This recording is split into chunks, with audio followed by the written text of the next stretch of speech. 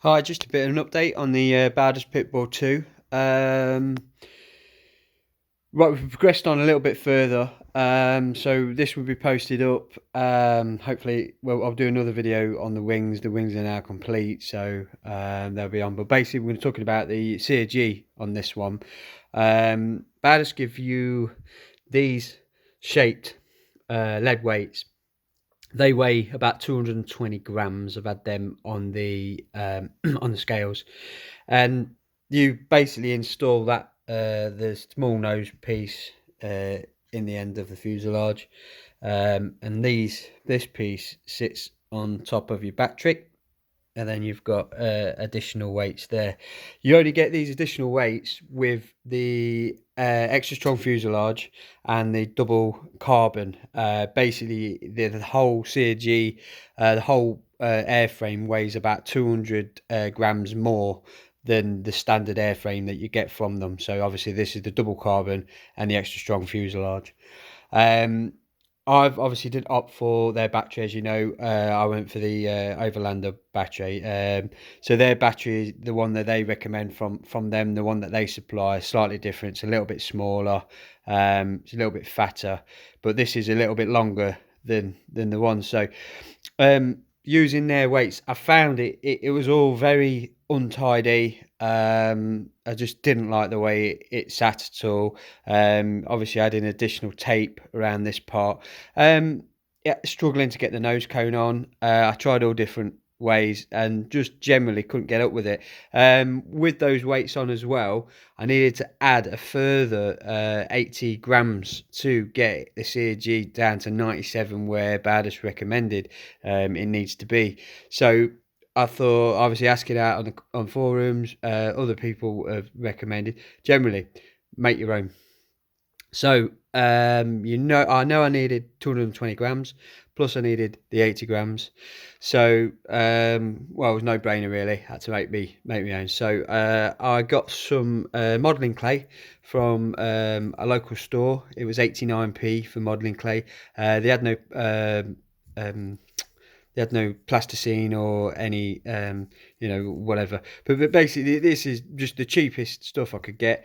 Did it in sections, generally rammed it down in there in sections, wrapped it all in cling film, pushed it all up to the nose, and then obviously that goes in there. So that gives you a general shape of it in cling film.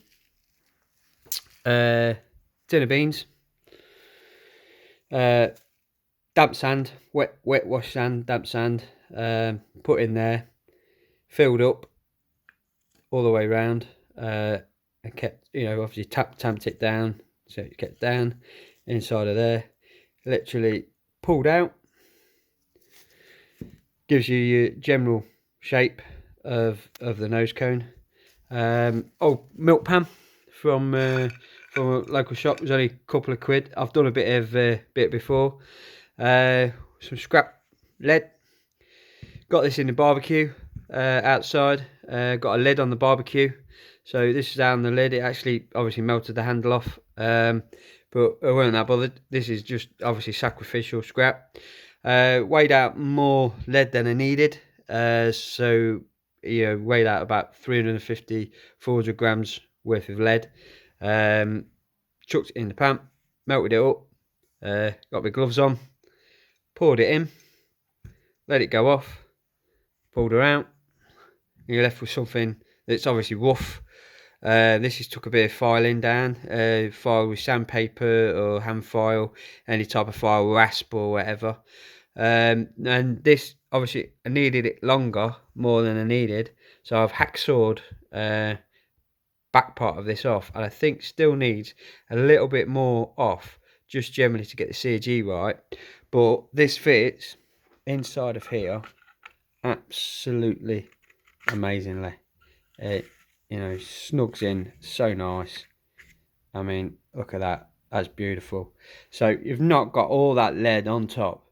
I still need to take a little bit more off, but obviously to get that out, pencil, little hole in the end of the fuselage, you can push her down, she pops back out again.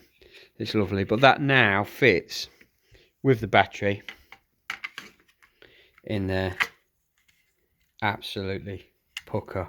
Enough space here for a mag switch, and yeah, I mean, definitely recommend doing that. It's just, it's so much tidier, looks neater.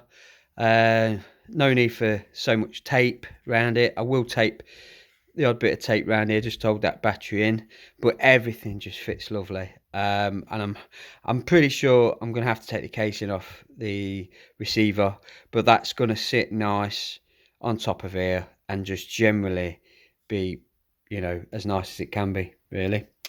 All right, thank you.